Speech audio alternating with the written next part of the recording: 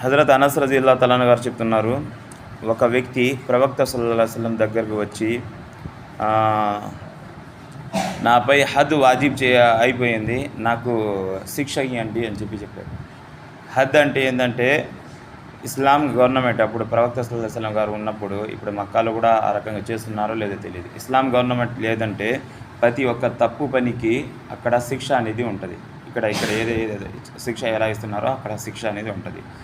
అలా ఒక తప్పు పని నాతో అయిపోయింది, నన్ను శిక్షించండి అని చెప్పి ప్రవక్త సల్లల్లాహు అలైహి వసల్లం దగ్గరికి వచ్చితే అప్పుడు ఏమైందంటే ప్రవక్త సల్లల్లాహు అలైహి వసల్లం నమాజ్ టైం అయిపోయింది.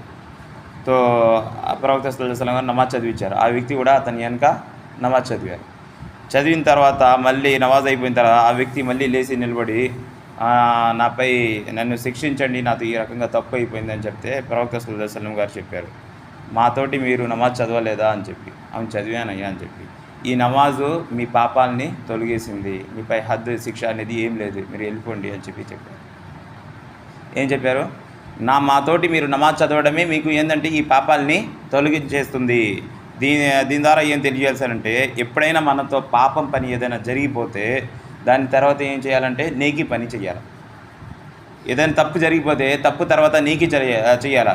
ఎందుకంటే మనం తప్పు పనులు చేస్తూ ఉంటే తప్పు పని చేస్తుంది ఎట్టుందంటే దానికి ఏం అర్థం చేసుకోవాలంటే, ఒక ఘాటి అంటారులా, ఒక ఘాటి ఒక పెద్ద దారం తీసుకొని ఒక ఘాటి వేస్తే ఒక ఘాటి పడిపోతుంది. ఒక తప్పు పని చేస్తే మనం ఒక పాపం చేస్తే ఘాటి, రెండోది పాపం చేస్తే ఇంకో ఘాటి, మూడోది ఇంకో ఘాటి, ఆ రకంగా ఘాటీలు పడి వస్తుంది. ఆ రకంగా మన మనసు ఏంటంటే ఒక పాపం పని చేస్తే ఒక నల్ల మచ్చ పడిపోద్ది, తర్వాత ఇంకోటి చేస్తే ఇంకోటి నల్ల మచ్చ, ఆ రకంగా పడతా మొత్తం మనసు మొత్తమే నల్లదైపోయి ఉంటుంది. అప్పుడు వాళ్ళకి మంచి మాటలు చెప్పినా కానీ అర్థం కాదు. అప్పుడు ఏం చేయాలంటే, ఒక పాపం పని జరిగి నల్ల మచ్చ పడిపోయినప్పుడు ఏదైనా నీకి పని మనం చేస్తే ఆ నీకి పని ఏంటంటే ఆ మచ్చని తొలగించేస్తుంది. ఆ మచ్చని ఏం చేస్తుంది? తొలగించేస్తుంది. ఇంకోటి నీకి పని చేస్తే ఇంకోటి మచ్చ, అలాగా చేస్తూ ఉంటే ఆ నల్ల మచ్చలు మొత్తం వెళ్ళిపోయి మనసు మొత్తం తెల్లగా అయిపోయి ఉంటుంది.